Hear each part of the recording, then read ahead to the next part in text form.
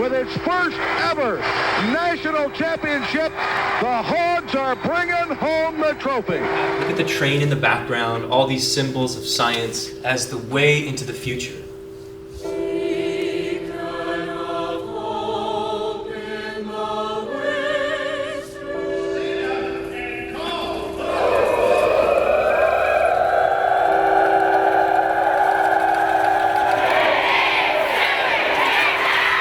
I hereby confer upon each of you the degree indicated on your diploma. Congratulations, graduates. There she stands, lording over the slab from her door, the names of her children who have gone on before, the children of college who have grown into age, but whose names shall remain on this stone page. Down life's hardened walk, they're walking today. For the next generation, they're paving a way. The Razorback, 1929.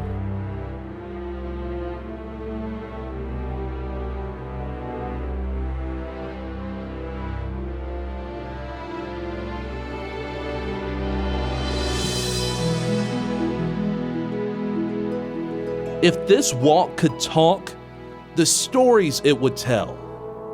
Within every inscription are memories recalled by graduates who earned this historic recognition, their names honored forever. Each story is unique and poignant, timeless and infinite, just like the walk itself, as it has been and shall always be.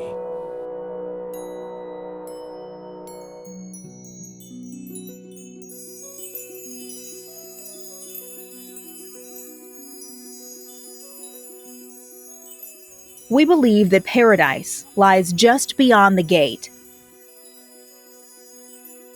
1,000 memories will come.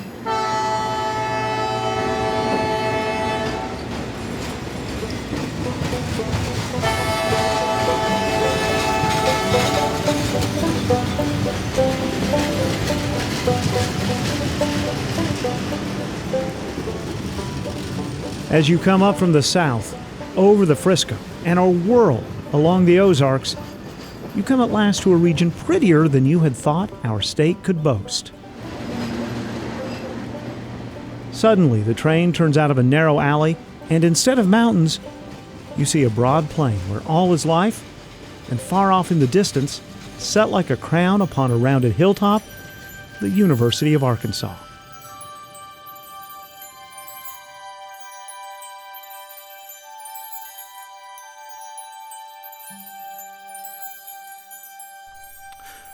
The Morrill Land Grant Act, 1862. Teach such students branches of learning as are related to agriculture and the mechanic arts in order to promote the liberal and practical education of the industrial classes in the several pursuits and professions in life. On opening day, January 22nd, 1872, the university welcomed 8 students. The sole co-ed in the group complained because she was the only girl, but her mother sent her back, telling her there would soon be more girls. And there were. Enrollment increased rapidly. None of the first students were high school graduates. There were no public schools in Arkansas. Public education in Arkansas went no further than the elementary grades, and seldom that far.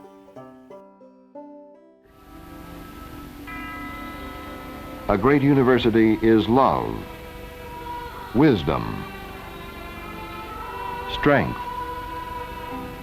To one girl or woman, to one boy or man, or to thousands alike down through the years. After receiving my degree as a member of the university's first graduating class, I stuffed my diploma in the saddlebags, hopped on my mule, and rode off to my first teaching assignment.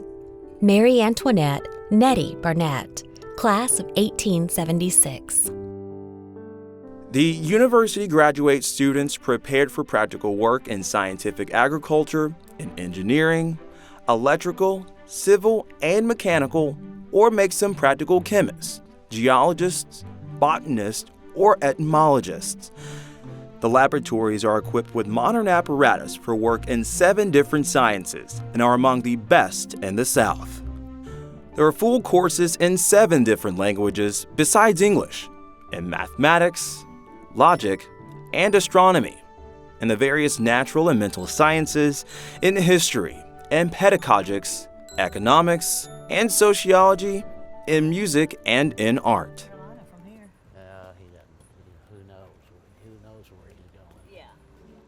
My name is Hayden McElroy, and I graduated from the University of Arkansas in 1961. These are my 2 daughters. I'm Melissa McElroy Hawkins, and I graduated from the university in 1983. I'm Melinda McElroy, and I got my BSBA in 1986 and my JD in 1995. The university has always been in the McElroy's DNA. We've always been associated with the university. We've hopefully been contributors. And if McElroy family hadn't donated the McElroy farm, we may not have had that opportunity here. That's true. Then your great-grandfather's farmhouse, or around his farmhouse, became the first classroom before they built Old Main, and Old Main was the first building that was built on campus. Everyone connects the family with the university. Well, and just the state being as small and rural as it is, I live in Little Rock, so I have an appreciation of the University of Arkansas as being a gift to the state, not just to Northwest Arkansas or to Fayetteville. The university decided to get rid of the residences and were kind enough to keep our old home here. In fact, it's on the National Register. I want each student to rub his feet on my name and make 2 wishes. Make one for your happiness and make one for mine. G.C. Abernathy, class of 1900.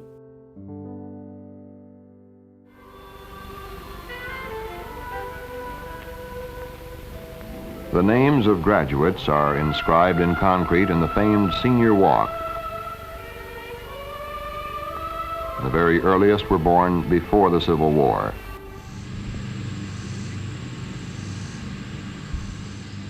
The class of 1905 wanted to find a way to remember their time here at the university, so they had their name put into the stone to be there forever. The class of 1904 found out, they got jealous, so they had their names put into the stone, and it has been a tradition ever since.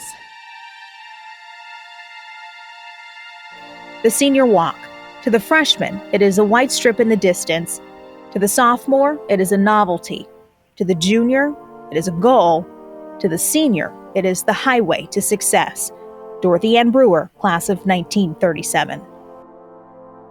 The male seniors mixed and laid the concrete. The one who could print well put in the names. After the block was completed, the seniors assembled on each side of the walk. The president of the class dedicated it, and the group pledged allegiance to the university. The ceremony was discontinued after 2 or 3 years because the students thought it was too sentimental. JoBell Holcomb, professor of English. I love that JoBell was witness to that and historically documented it, but then she said, yeah, but they stopped doing that ceremony thing, but they kept making the walk. The walk didn't go away. The pledging eternal faith to the university and maybe shedding a tear or 2, they didn't do, but they kept making the walk, and that's why it's still here, and that's why my name is still on it, and my daughter's names are on it, and my husband's name is on it. That's kind of magical. When I moved from India back in 2017 here, it was spring. The first thing I noticed was the grad walk. At first I saw a few names and I thought that it were the names of the founding members of the university or the first class, but the names just wouldn't stop. They wouldn't end. Just went on and on and on, and then I realized every single student is engraved on the grad walk, and I was glad that I'm here because long far ahead in the future when I'm gone and nobody even remembers me and nobody even has any proof that I exist, but she will remember me for always, permanently. 500 years from now, if there is somebody comes here and sees my name, they're gonna know that this person was here. From here down to the street are our first 50 years of graduating classes. And you can see here in 1876, our first graduating class, like I said, had only 9 students, both men and women. Currently, we have over 4,000 students that have their names put into the sidewalk every year. It runs over 6 miles on campus, and we have it mapped out until the class of 2035. We're heading toward my grandmother's name on Senior Walk. She started into the university the very first year that they held classes. Let's see. Right here. There she is. Okay. Lenora Blakely. First one. Yeah. The first graduate in our family was Lenora Blakely, and the most recent graduate in our family, I hope not the last one, but the most recent one, was my granddaughter, Grace Ann Blair Sugg, who graduated in 2021. I am Edwin Sugg, class of 1985. Mary Sugg Bassett, class of 1979 and 2016. Ann Wiggins Sugg, class of 1952. Mark Sugg, class of 1998. Lucian Eck, class of 2017. And so they're still doing Senior Walk, thank goodness. I have 2 great-granddaughters that we're trying to indoctrinate and bring them on visits to Senior Walk to get them to be the 6th generation. Guy, the oldest son of my grandmother, Lenora Blakely, should be on here in 1904.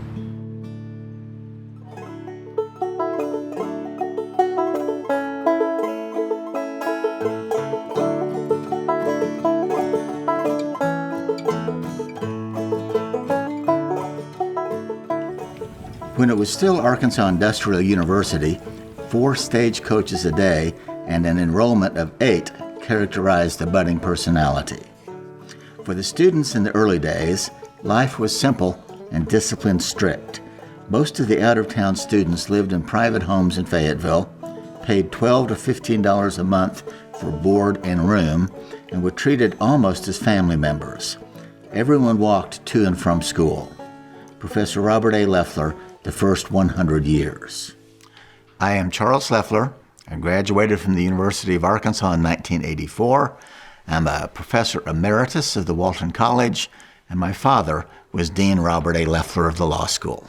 He was asked to write the centennial history of the University of Arkansas, the first 100 years, simply because he had been around since 1918 and personally knew more of the University of Arkansas history than did anyone else. In 1921, Dad would have been beginning his senior year at the university. He wrote a story about the 50th anniversary celebrations, which included the ROTC, Reserve Officers Training Corps students, having a mock World War I type battle back and forth across the university campus. My father, who was in charge of one of the sides of the battle, ended up being rather disgusted because most of the students got bored and left about halfway through and went back to their dorm rooms or perhaps went off to party. Well, he started teaching in 1927, took some time off for service in World War II, but then he ended up teaching until he was 89 years old. Now, at the time, the university had a mandatory retirement age, so when he hit that, he had to leave, and he taught at Oklahoma and Vanderbilt for a couple of years, but then circumstances allowed him to come back to the University of Arkansas, which he really wanted to do. So he ended up teaching after retirement for 19 more years at the salary of $1 per year. He would donate his time to the university because he loved teaching and he loved the students.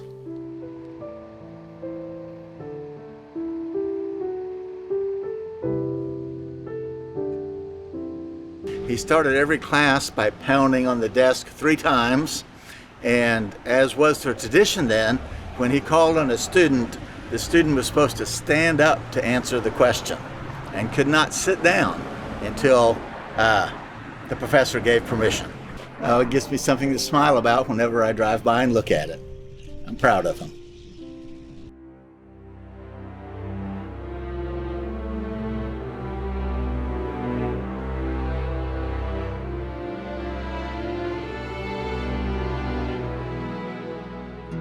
We are seniors now, and think of ourselves versed in the wisdom of all things.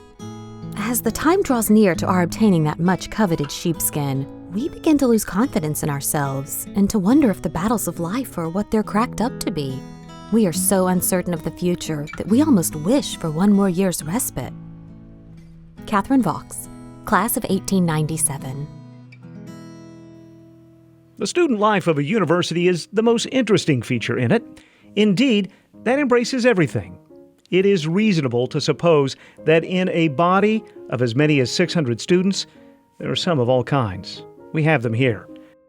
Corley G. Price, Class of 1898.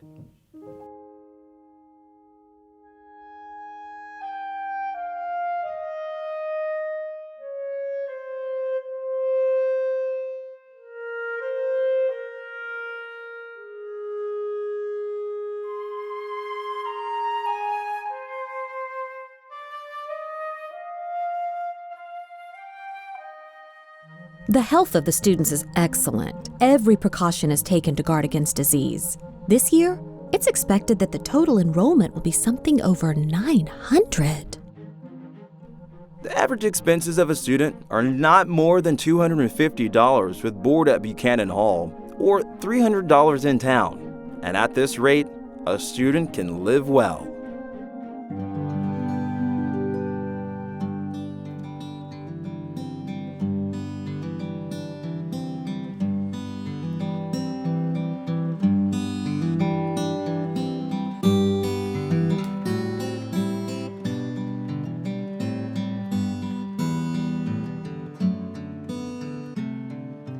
The social influences on students are the best that could be desired.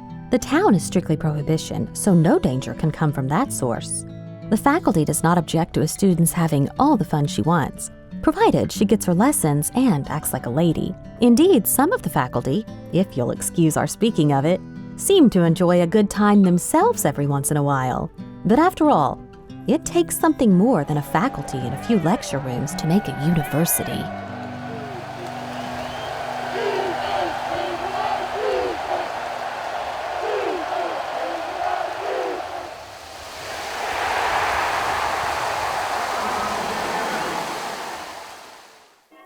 Coach Hugo Bezdek is credited with changing the name of the Cardinals to the Razorbacks. During the 1909 season, Arkansas was undefeated for the first time in football history. The favorite story of the fans is that Bezdek commented after a great game that his players had fought like a herd of Razorbacks. Another story was told by Phil Huntley, who played for Bezdek. The team was on a trip into Texas when somebody yelled, "Here come the Razorbacks." It was entirely logical that calling the Hogs would become part of the tradition too. Pig suey!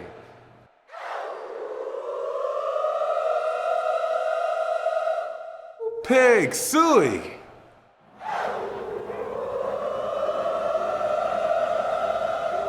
Pig suey! And that is how you call the Hogs. By the time I came to the university in 1921, Bezdek had departed. Razorbacks had become firmly established as the team's name. I made some snide remarks about the quality of the drawings I had seen of the Razorback hog. Some upperclassmen heard my remarks and decided I would draw a better one before they'd permit me to go to bed that night. My art teacher, Miss Elizabeth Galbraith, taught a special class based on the theory of dynamic symmetry. It was built on squares and rectangles with horizontal, vertical, and diagonal lines. I used this method to change my standing Razorback to a running Razorback. I did many drawings, trying to make the Razorback run as I thought he should. the first to be published to show the university symbol in full speed ahead action.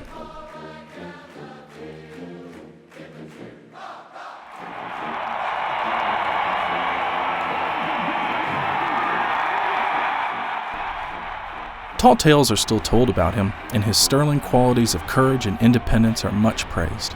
As for the Razorback of the university, the traditions that have grown up around it provide us all a lesson in sentiment and pride.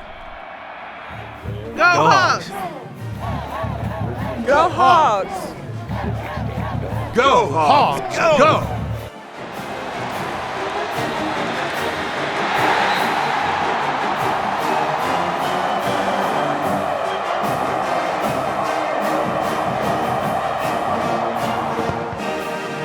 Doy Hank Hancock, Choctaw Nation tribal member, class of 1926.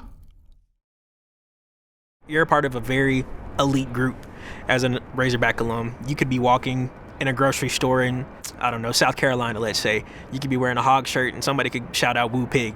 Y'all are going to be the only people there that knows what that means. Because wherever you go in the world, you can find a connection to an Arkansas Razorback. Some of the funniest conversations I've had are people who say, I was, in Malaysia, and I was there on a corporate business trip, and was invited to someone's home, and in their backyard was a Razorback.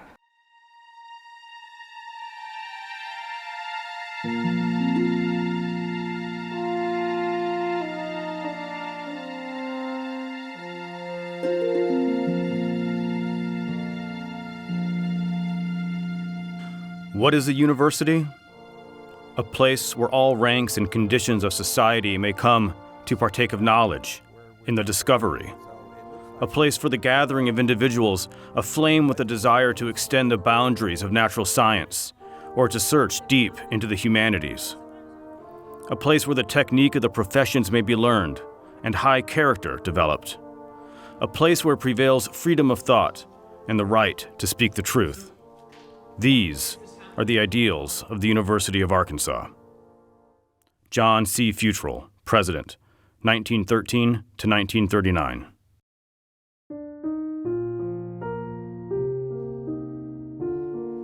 In these days of self-determination and self-government, student sentiment is the most effective force for righteousness on our campus. Student honor comes by way of an educated student body. Scholastic ideals of any university are determined mainly by the attitude of the student body.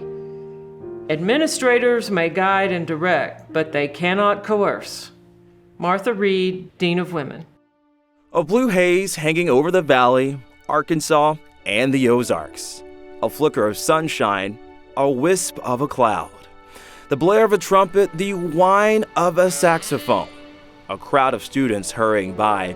Memories of freshman days, proms, hours of cramming, hurried exams, brief vacations, and another incoming generation. It's in the air. There's nothing like the University of Arkansas and Fayetteville in the fall because it's just so beautiful. And I think it's coming back here every year while you're a student, and it's, in a few weeks, it's going to be pink and orange and yellow, and there's a football game, and you're going to go on a hike in this beautiful part of the state, in this beautiful part of the world. I got many different job offers and visited lots of campuses, and when I came up I-49 and I saw the University of Arkansas, I knew that this was the place to be. It was just so beautiful. I knew when I got into town that this is where I needed to be. We are so excited to have you here in person for midday. Every woman student should have a well-rounded experience consisting of good academic standing, active participation in a significant extracurricular activity, and an opportunity for enjoying social life on campus. Jeanette Scudder, Dean of Women. 4, 3, 2, 1.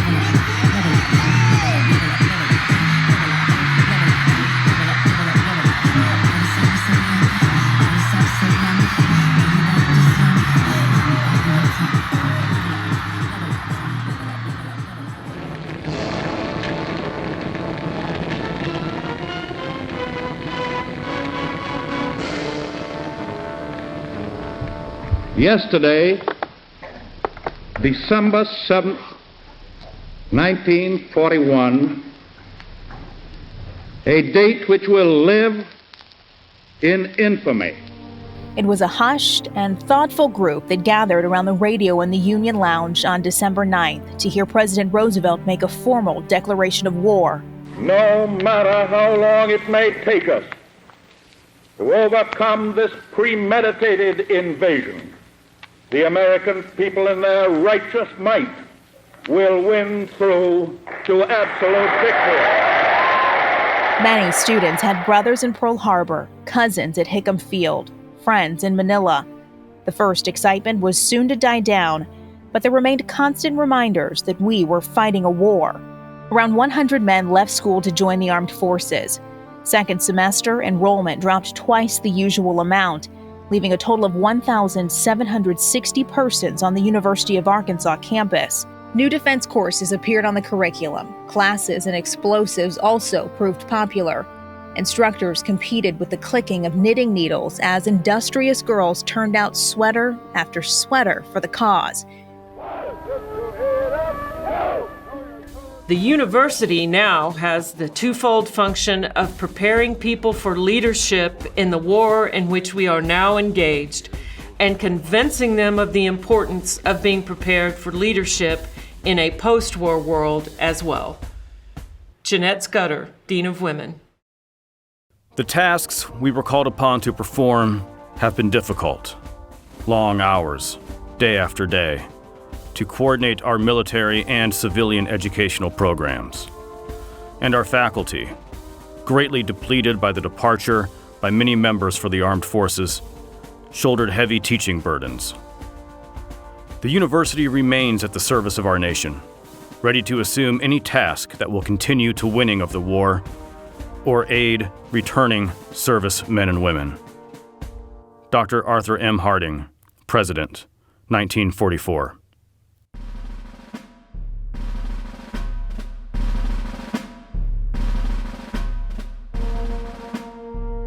Our time is one in which conditions are far from normal. The thrill and the interest in living are greater than ever before. Out of the turmoil and the disillusionment of the Great War will rise a new conviction of the values of peace.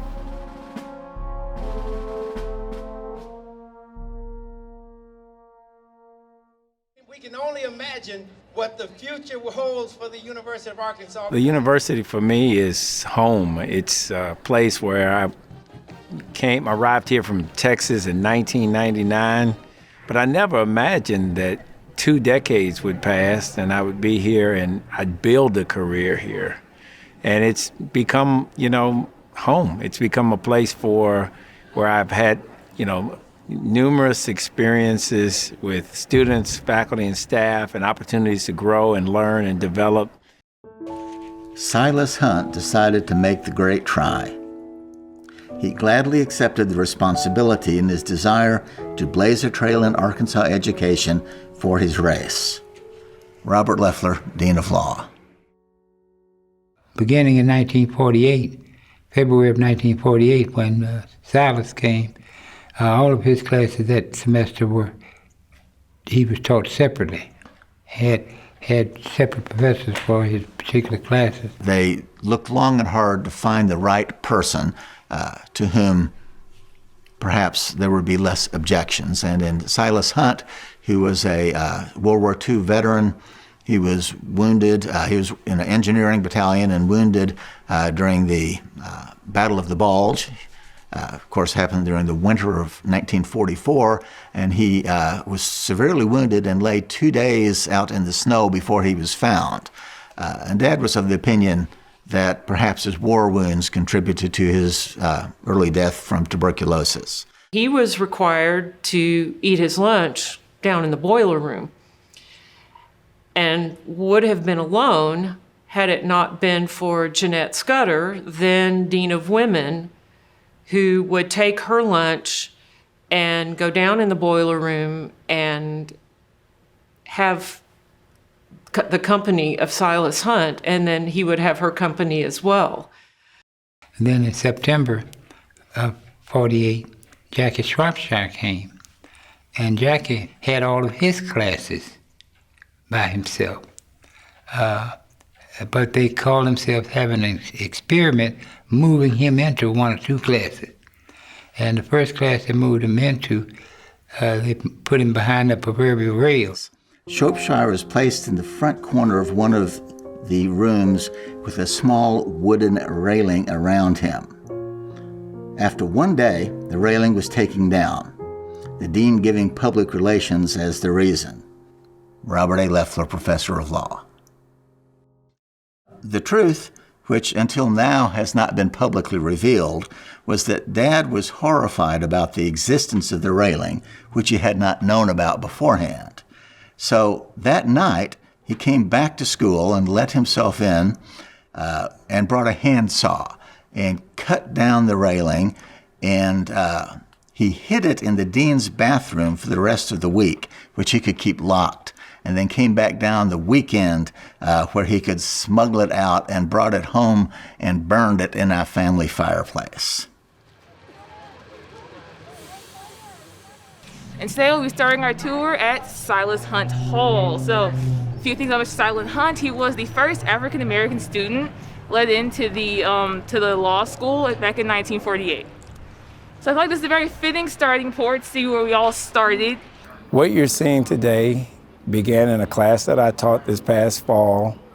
And in that class, we had an opportunity to explore the experiences of an RSO that was born in 1968 called Black Americans for Democracy. And it was an RSO comprised of African American students exclusively, and their desire was to try to really make desegregation a real thing on this campus, something meaningful to them. In the 70s or in the 60s or whenever, when integration was happening, it was really hard for Black students to find community, I guess. Each station represents some particular episode or some issue that BAD referenced in that bad times. And so the students did this tour of kind of civil rights and desegregation based on the interests and the issues that BAD referenced in their newspaper. It's important to uplift Black voices in our community and just to make sure that they feel heard and seen. Shows pictures of the pep rallies that took place here. Yeah. Well, when we get up here, I'm going to get you to stop and tell us a little bit about what the building was like when you were in law school. It's really very emotional to come and see the law school. Our chairs were apart from the white students, and that was the kind of thing that existed.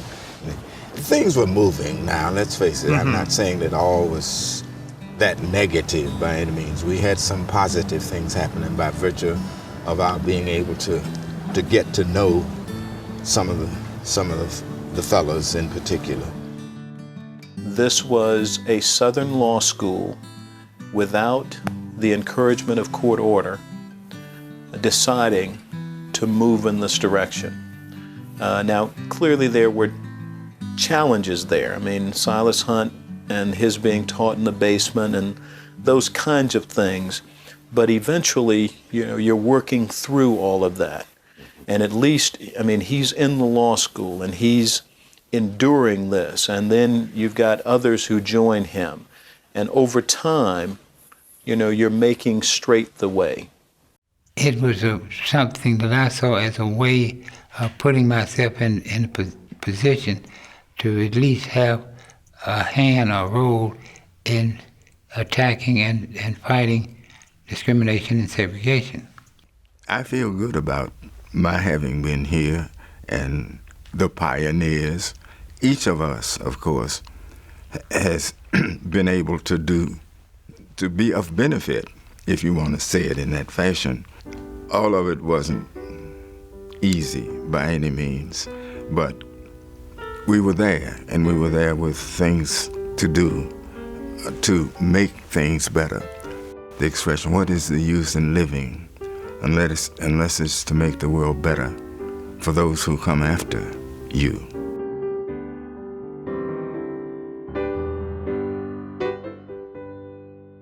I'm very appreciative because as I stand on my parents' shoulders, I also stand on the shoulders of those pioneers, those trailblazers. I could only imagine what it was like when Silas Hunt came up here.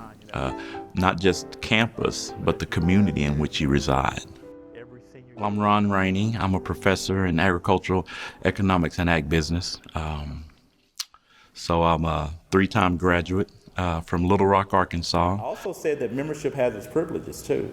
I mean, you can come up to the alumni house, you get special invites. Currently, in addition to being a professor, I am the president of the National Alumni Board.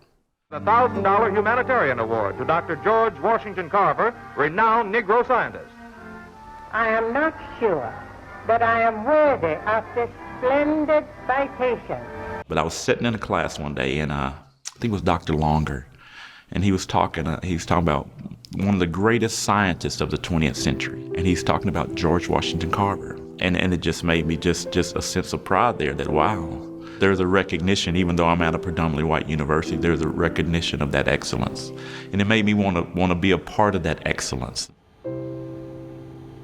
You always hear, so your name is etched on senior walk. And as you're walking the classes, you see the names. And that was something that was, it was just there, but I didn't really visualize it until I became a graduate. University has a tradition, U of A senior walk. So all over the sidewalks, you'll see every senior that graduates, they have their name in senior walk. My ultimate goal was to become a college graduate. And but once I achieved that, to know that my name is etched out here, it just gives you a sense of pride. It gives you some stories to tell my nephews and nieces, to my daughter. Part of the U of A legacy, the senior walk. I got a degree from the flagship university, but then carrying that forward and passing that baton on to others. So that's the tradition at the U of A? Old Main is the center of campus. So you think you want to head up here one day? Maybe. I'm thinking about it. You know, people say go to college, be success, and I think that success is a journey and not a destination.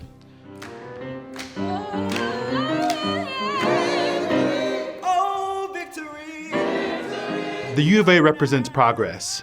I have been amazed by the ways in which this university continues to foster progressive movements and diversity, equity, inclusion, the way that it supports faculty to do new and innovative things in terms of research and service, the ways that I've been supported with some of my craziest and most outlandish ideas, as long as they're in the name of progress.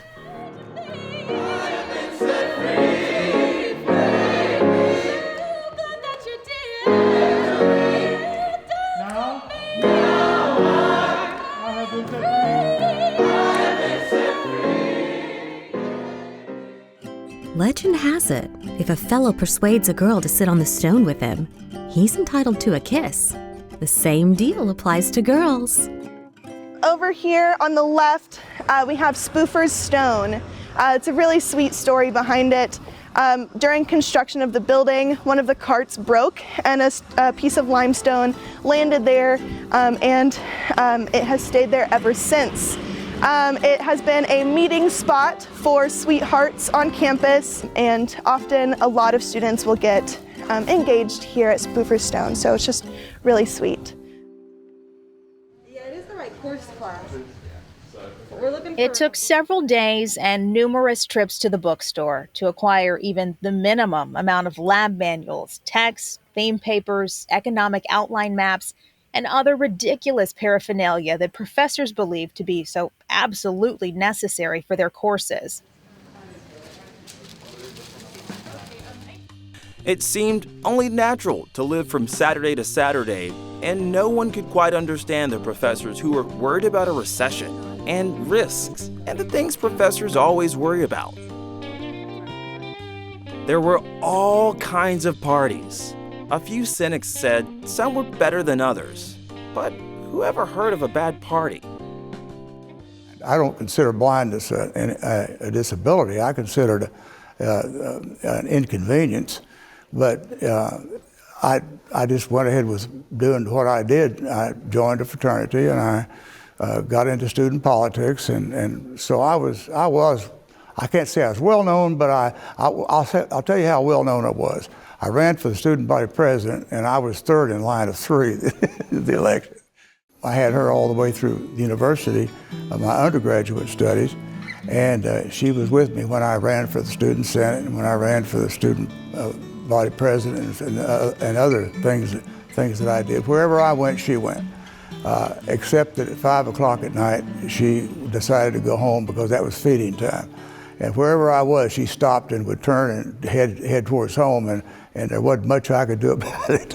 I just had to go along with her. The first window to the right of the iron rail was mine, and it looked right out. When I was a freshman at the University of Arkansas, Eleanor Roosevelt came to campus, and I was living in Holcomb Hall, where all the freshman girls lived then, and she came and stayed there. At that time, she was the ambassador to the UN from the United States, and they told us that she was going to eat dinner with us one day. Then they told us that they had chosen certain people to sit at a table because Mrs. Roosevelt could see us. We would be in her line of sight, and we had been chosen because we had good table manners, which I thought would please my mother and my grandmother so much that I was chosen for something because of my good table manners.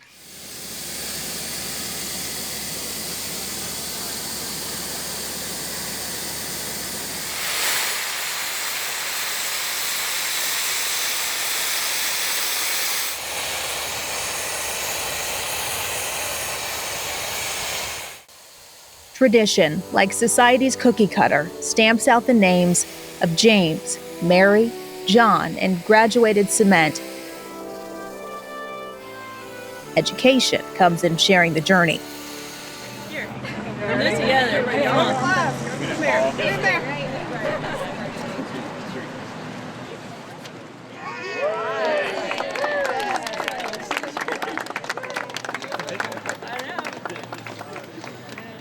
It's a tremendous tradition, and I hope it never changes, frankly. It represents generations of families who have felt the same tug to this place that we did so many years ago. My story and my family really began right here. We have 3 sons. 2 of those sons went to the University of Arkansas and have 3 degrees between them. The other son, unfortunately, is not in our will. Having my name on Senior Walk has been a significant thing in my life that I am proud of, that has meant a great deal to me, and I have always taken my children, grandchildren, friends to Senior Walk to see my name. I could take you there right now.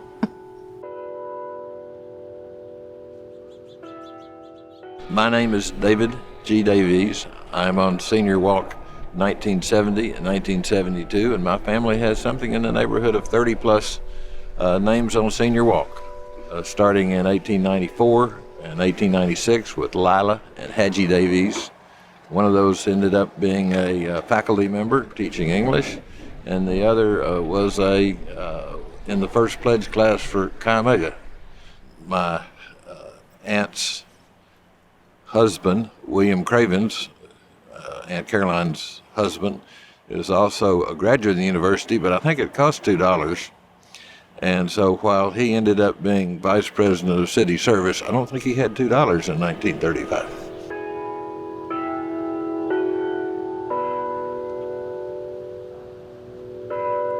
And you know, you bring grandchildren up and show it to them, and it, I think, gives them psychological strength to know that if all these people made it, they can too.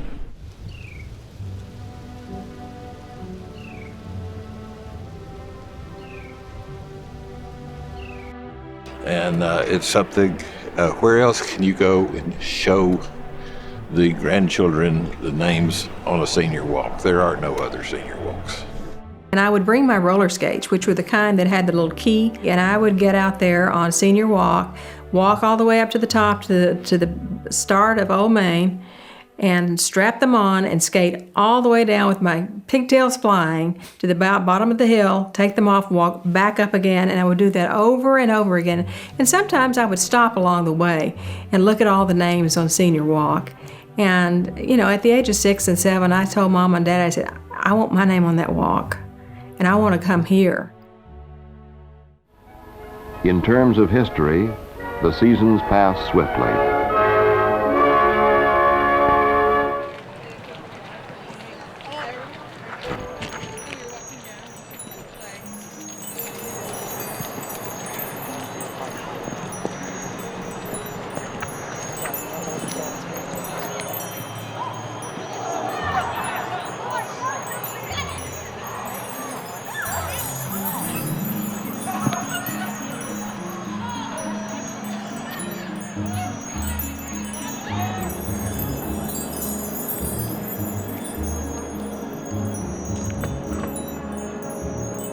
There is the long walk uphill under trees that provide an aisle of shade during spring and early fall, trees that direct the piercing wind straight through the diligent student in winter.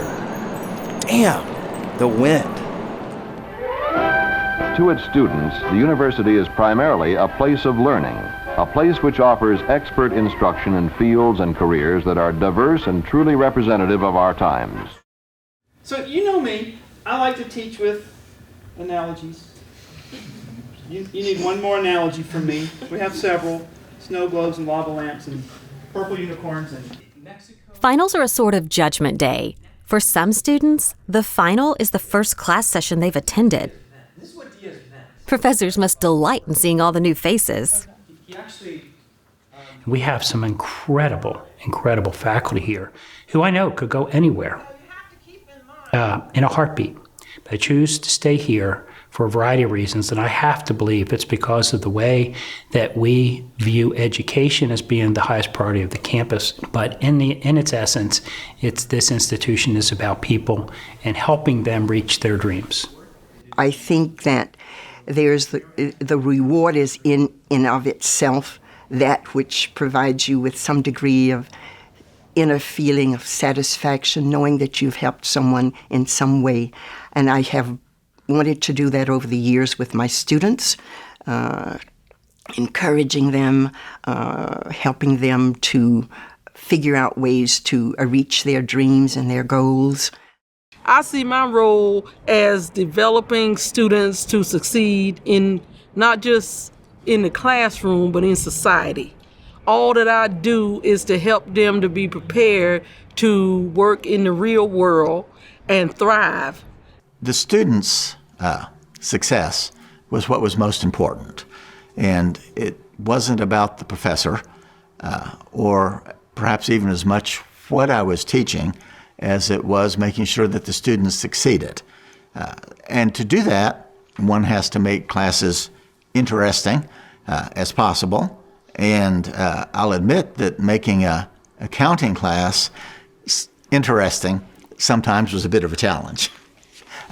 But by making the classes interested and making the students look forward to their careers and seeing how they could be a professional, someone whose goal was to improve society and not perhaps to make as much money as they could, but rather to leave the world a better place because of what they did. My goal is to, get them to deal with difficulty and an uncertainty and being okay with being vulnerable in the creative process. So it's less about, always getting the right answer, but more about forming the right questions. I think that's what I'm really focused on with them. And I think immersion is a really good aspect of this, to immerse them in the process, immerse them in the environment, immerse them in the place, to kind of interrupt the habitual way they often see things, to challenge preconceptions. Okay, all right, that was a test. If you don't get that right, it's all screwed up. When students arrive at unexpected places, there's a great reward there very often for them.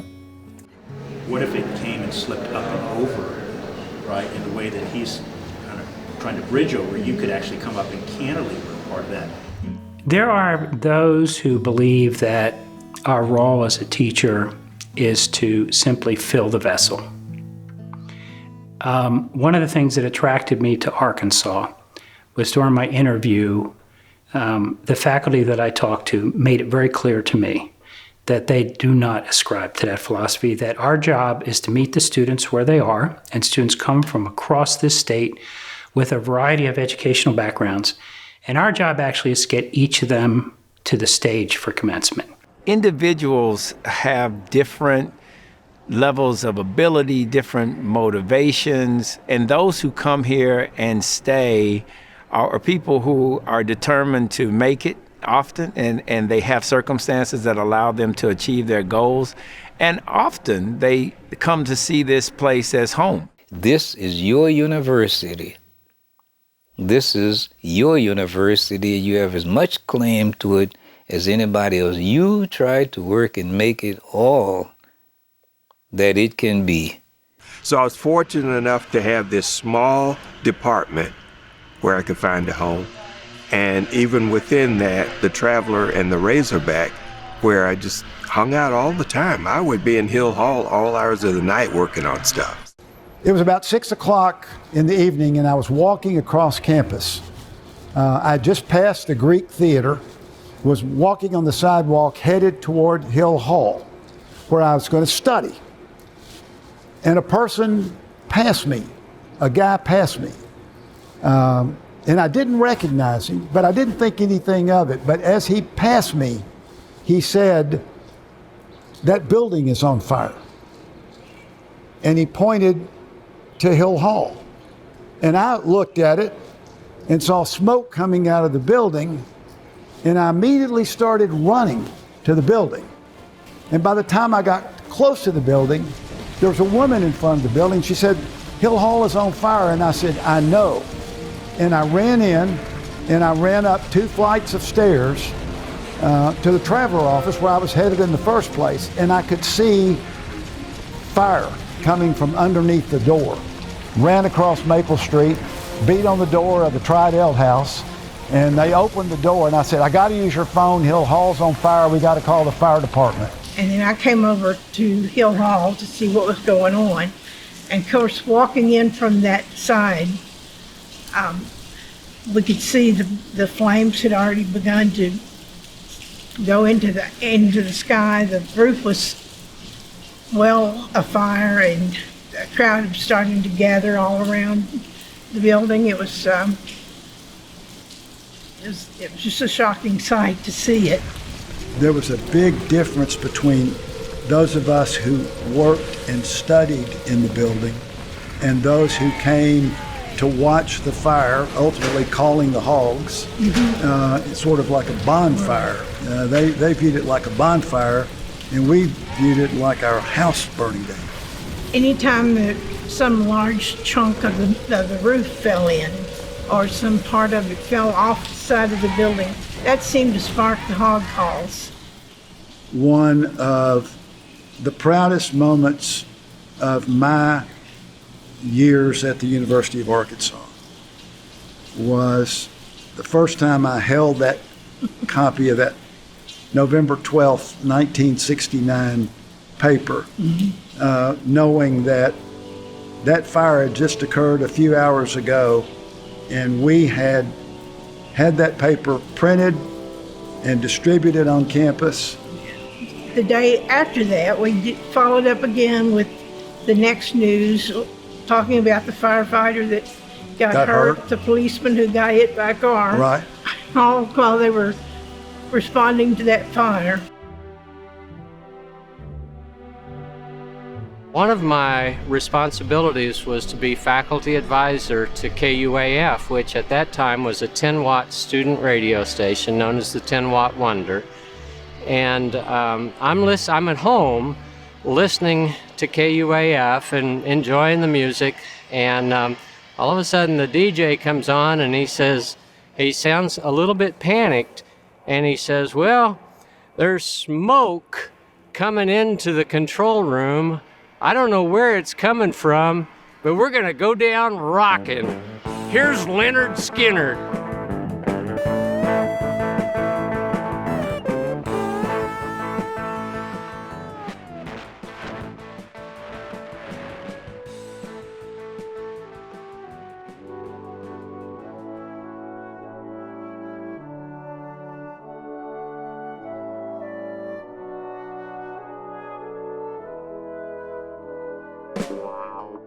Life around here is a zoo. The university is a jungle with thousands of unique creatures. Some of them have hairy faces and bare feet. Some don bow ties and platform shoes. Others wear uniforms. Though each of us is unique, we all share common problems. We have survived the transition from adolescence to young adulthood into a breeding ground for neurosis. Someone once said, God will not look over you for medals, degrees, or diplomas, but for scars. I wonder if he's an alumnus. In quieter moments, I keep coming back to the feeling that our world is not going to hell in a handbasket. So, young and troubled friends of the mid-1970s, take heart, question what you will, improve what you can. But hold fast to that which is good, for much of it has come to you through 10,000 years of trial and error. Professor Ernie Dean. Dear Mom and Dad, well, I've been in the fraternity house almost 2 months now, and so far it's been about what you said to expect. P.S. School is okay, even though I have to drop calculus tomorrow because I think I'm flunking. By the way, can you all send some money up for a fraternity sweatshirt? Everybody else has one.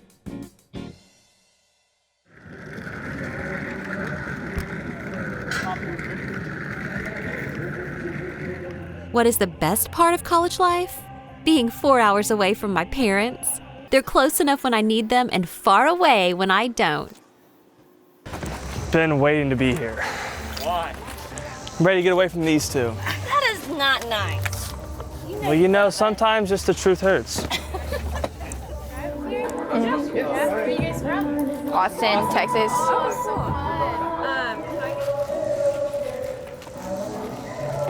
You have your keys?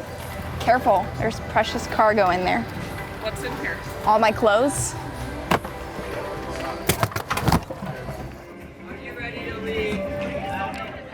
It took 5 hours or so to get up here, so it wasn't like, well, I can just go home for the weekend. Nobody, once you got here, you were here until Thanksgiving. And you had to hitch carefully then to get a ride home because we had a biology teacher who didn't care whether we were trying to get home for Thanksgiving. We had to stay for that 6 p.m. lab. I barely got home in time for dinner there. I would say one of the most, important times or experiences that I had was staying in the dorm.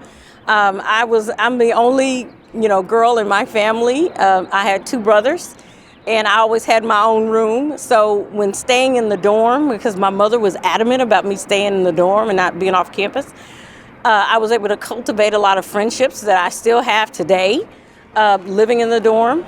And then also being actively engaged in inspirational singers was also a wonderful experience for me.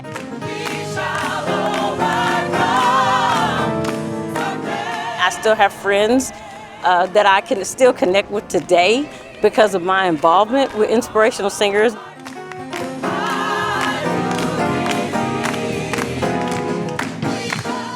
In my more than 30 years here, you remember moments, you remember great victories, but you also remember times where this campus had to bond together and come together. And there's no better place to be when you're hurting than in the university community.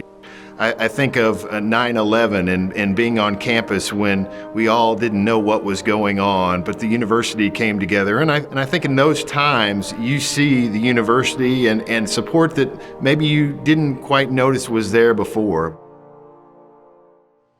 My name is Janice Faye Kearney. I graduated from the University of Arkansas in 1977. In September 1971, I was 17 and as green could possibly be What's more, I was leaving everything I'd known and loved all my life, my family, my community, my church, and my friends. I was leaving Gould for a place way up in the northwest corner of the state, a place called Fayetteville. Dad drove me to the Greyhound bus station in Pine Bluff. It was my first bus ride, and it took me most of the day to arrive at my destination. I finally arrived in Fayetteville late afternoon. What surprised me most was this. After the excitement of this new life experience settled, homesickness set in. Thankfully, this was a phase that ended by early winter. Finally, I was making new friends and taking part in normal college activities like weekend student parties and intramural volleyball. My almost 6 years at the University of Arkansas were indeed transformational and overall wonderful and exciting. As I travel the country and even outside the country now, I get the opportunity to share my life with young people. I tell them how important those formative years between high school and real life are, where you spend them, how you spend them, and who you spend them with will impact the rest of your life. Certainly, we should treasure each moment, I tell young people, the good and the not so good. Be intentional about sifting as much of the good from those experiences as possible. Choices make us who we are, I say, and they become ever more important during the college years when no one is looking over our shoulder or dictating what is right or wrong. I want to believe that the university in this 21st century will prove to be a true beacon of light, hope, and positive change for the state and region. I want to believe it will be the learning tree for thousands of young Black and brown students, as it was for me, a beacon for the state in education as well as social and cultural progress.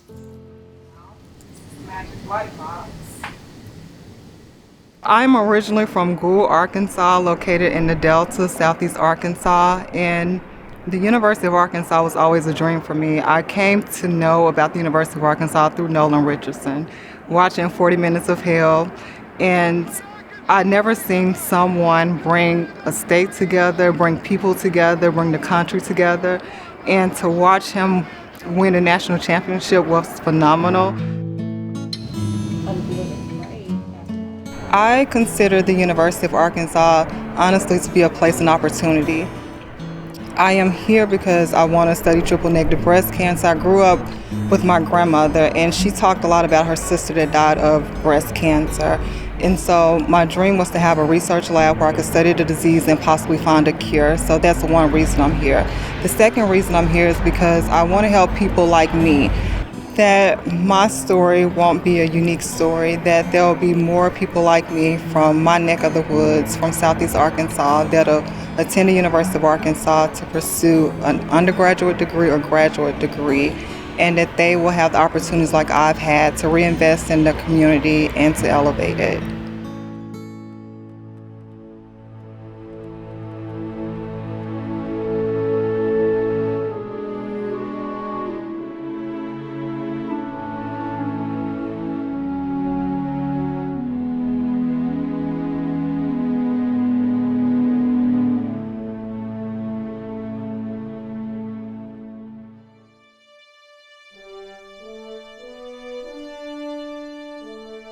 The prestige and the honor of having your name on our campus just was so big to me that it was nerve-wracking to go find my name.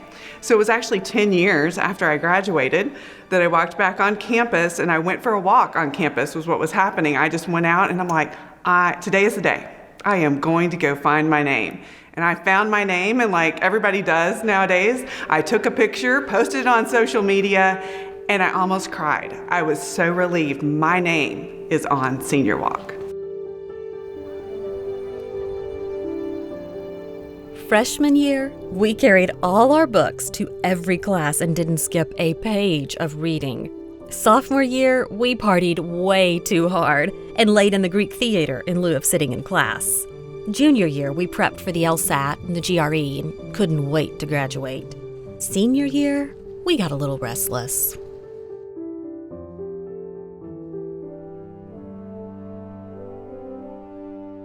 As you walk through campus, you begin to look at the world around you, the one you've rented for 4 years. Who did you get to know? Blacks? Whites? Professors? How'd you spend your spare time? Drink beer at the Deluxe? When you gather up your memories, you'll realize that you learned a few things not exclusively academic. You made some friends and you had some really good times. This is home. This is home. My mother went to school here, but yet I am the first to graduate. So it's home. It's always been home. My daughter is going to be a senior next year and plans to attend U of A. So this is definitely something that runs in our blood. 2 of my granddaughters have graduated from University of Arkansas. My granddaughter graduated in December, so I almost graduated with my granddaughter. Dixon Street, a distinctive strip offering diverse food, spirits, and entertainment. B, an avenue frequented by students, profs, minors, strays, field hippies, and their dogs. Fayetteville alone was a city that I enjoyed it because it was a college city, and so it wasn't really too wild, but it also wasn't boring.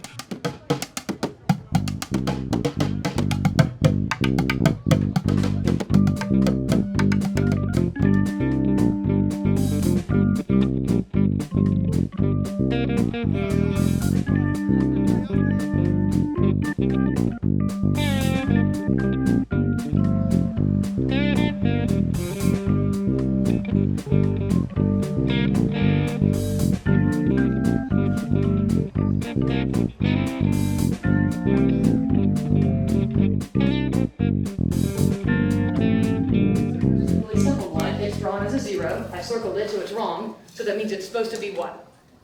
A 1. Excellent. So it's got to be a 1. Why? What can I do? If I'm an employee, if this is...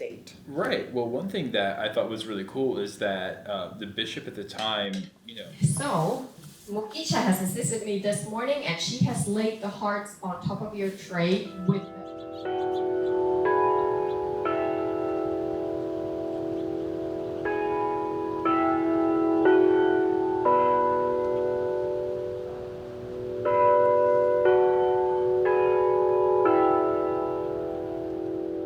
So the university closed it in the 90s and they were going to tear it down. The students obviously did not like that, so over $4 million was raised in order to restore the building. The structural integrity of it has been updated, but a lot of its historical components are kept the same. These green doors here on the front with the brass hardware are original to the building, as well as the light fixture above, and a lot of the flooring, doors, handrails, and stairs are also original inside. We got some fence cutters, bolt cutters. These are solid gold. We take them back to Fort Knox after this event is over. But this is how you renovate a building.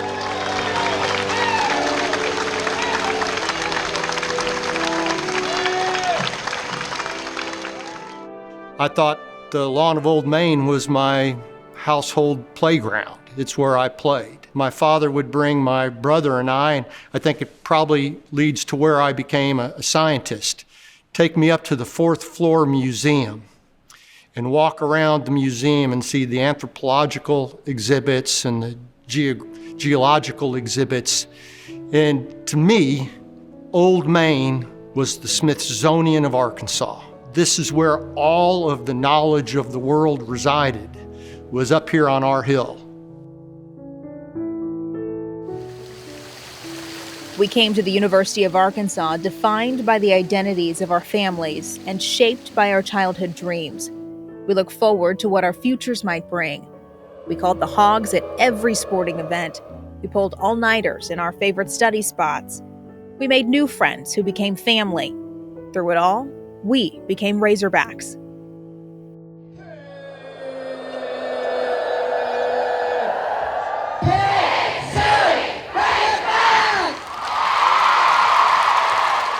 And I can remember the first pep rally in the Greek Theater. It used to be run by Arkansas Booster Club, ABC. And it was full of bad puns and a lot of tasteless stuff that just made me crack up because I was a true freshman, 17 years old, and ready to be just knocked to my knees with stupid stuff. And I found enough of that to believe, well, this is home. This is going to be all right. I can find a place for myself.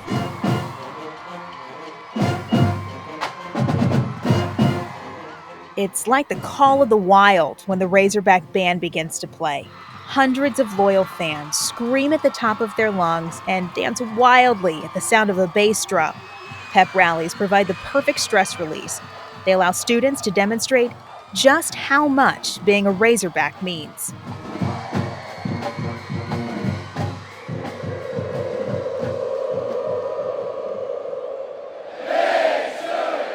I started my first football game and I was in the rafters. I was in the green part of the upper bleachers. I didn't know anybody.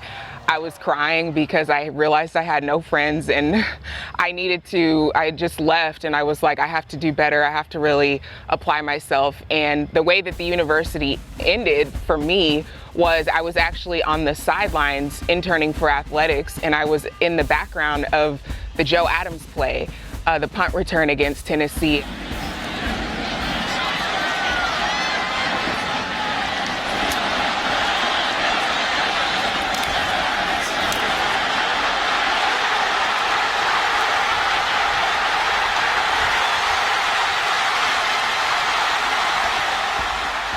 So Arkansas is a great place for, entertainment, athletics, and it ties in very much with business and with administration. And so for me, that was the full circle moment that I had at the University of Arkansas. I was an outsider, somebody who was totally from a different part of the world. But when I came here, the most important thing that happened with me and the UFA community did was made me feel home.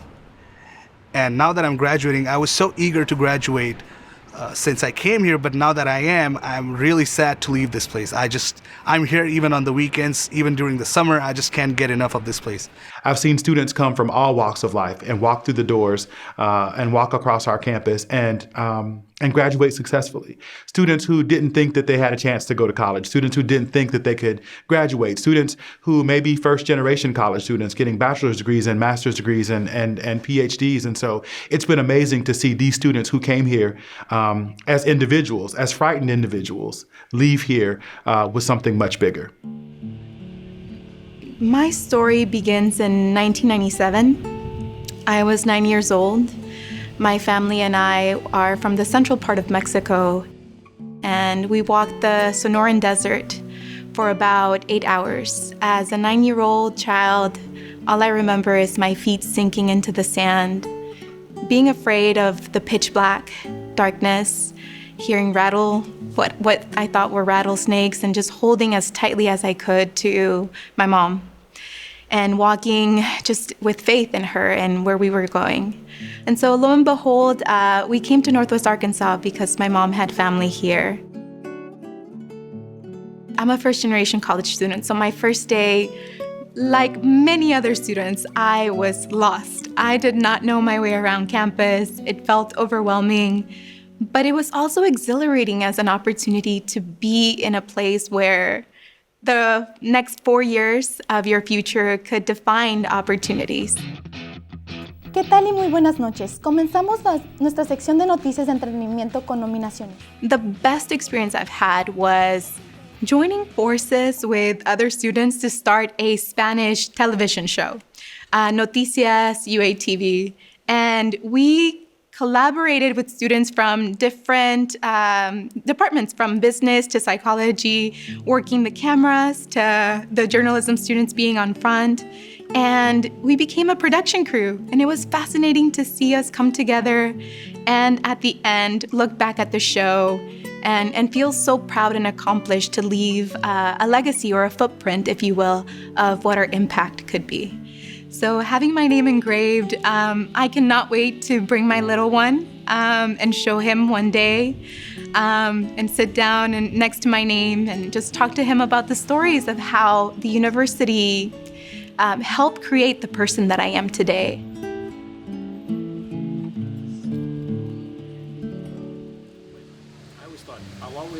I could do it, and it would be cool. But I was always... You know, our students here truly want to learn. They are really interested, and they are raw, and they are learning the fundamentals. And I love the way in which they evolve. I love dealing with them at the most basics of drawing and thinking, and thinking and pursuing truth and true things, in their discipline, and understanding the history of that discipline in a way, and its possibilities for the future. When they come out on the other end, they're not the same person. Its impact is local, but it's also... One evidence of the importance of the University of Arkansas to the nation was the appearance of Vice President Hubert H. Humphrey at the 1968 commencement exercises. Graduation is receiving lifelong respect and recognition that comes from earning a vast amount of knowledge. Knowledge is the reward.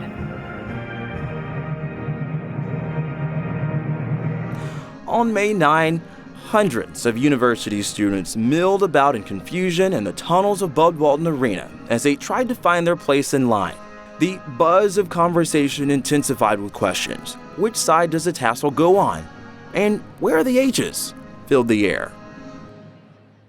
On behalf of the World Feeding, faculty experts in plant and animal breeding, highest ROI faculty, design-centered and publicly engaged faculty, where we train famous poets, politicians, neurosurgeons, and even rock stars. To present to you the candidates recommended by the extremely dedicated and wicked smart graduate faculty to receive those degrees.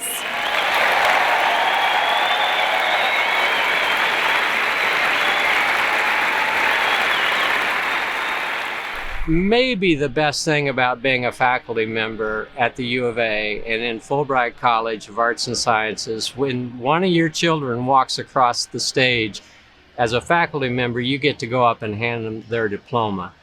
That was unbelievable. I don't remember any sounds, any noise. I just remember them coming across the stage with a big smile on their face, looking right at me and me giving them a hug and their diploma. That's a cool memory.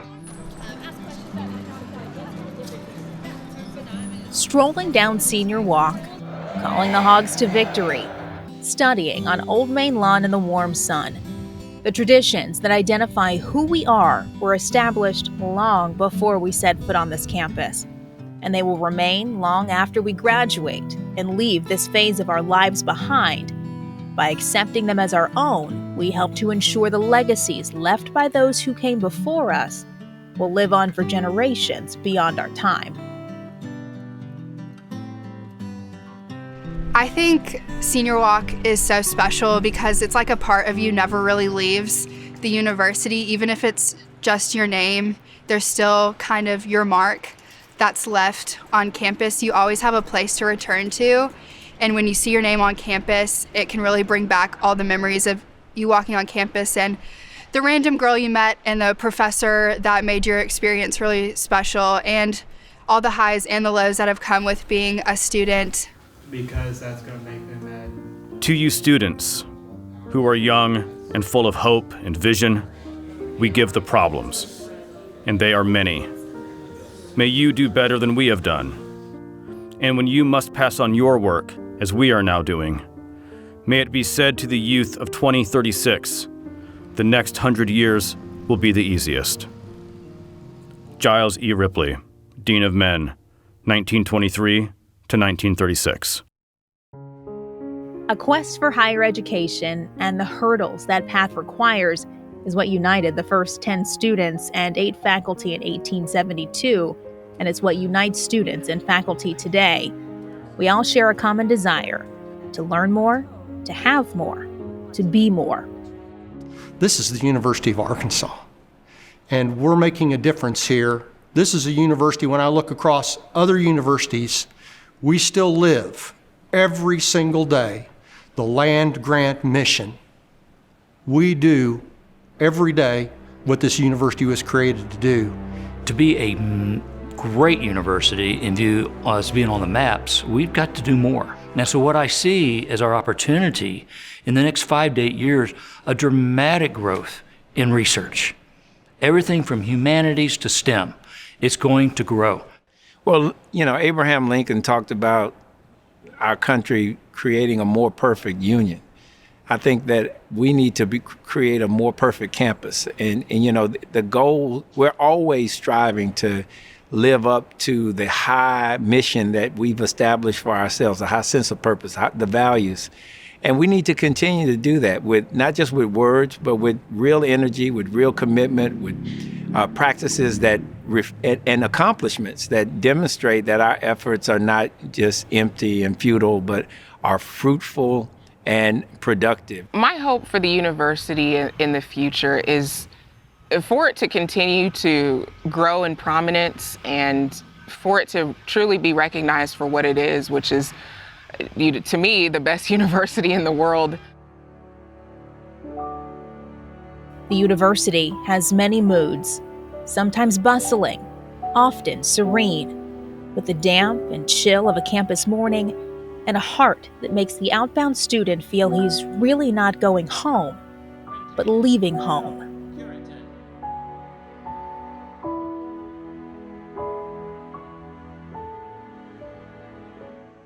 We are fundamentally about helping students who come to us with big dreams reach those dreams, realize those dreams. And as long as we never, ever deviate from our understanding that that is our singular importance, this institution will be around for another 150 years.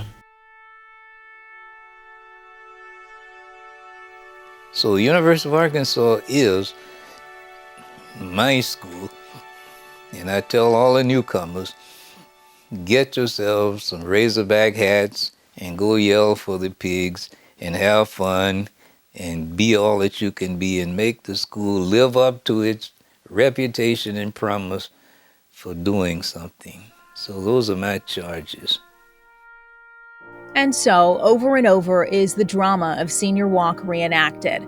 Long after each year's happy seniors have packed away their diplomas and forgotten the oft-lamented hardships of college life, Senior Walk lives on to serve as a lasting memento to their once having been an important part of the university. Because on Senior Walk lies the heart of the university.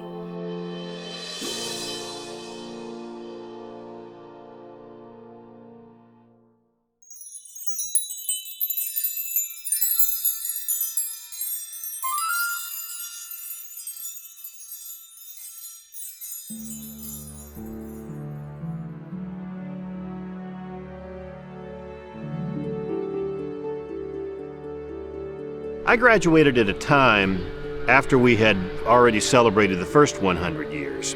And getting the names on Senior Walk was really expensive the way they used to do it. And there was some thought, some ponderance about whether or not the tradition would continue. And so there was a number of years that went by without anybody's name on the walk. And then I'd heard that somebody here on campus had invented something called the sand hog to blast those names more economically into the walk. So I was up here for some reason, and I walked around campus and finally found where my name was. And I walked over to where it looked like it was going to be, and there was a garbage can sitting on top of it. So I thought, how fitting.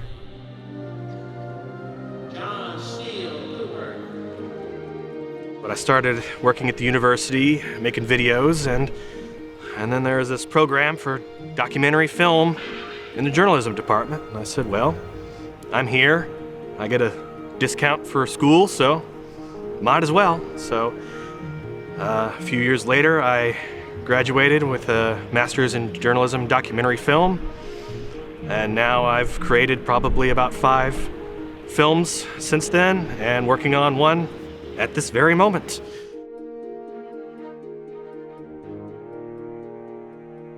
It's always nice to come back to campus, to see the buildings, to walk in, even if you've been gone for a year or two, open a door and you can go inside Kemple Hall and you smell it and it still smells the same, and you look around and all those memories come rushing back to you. It's really nice.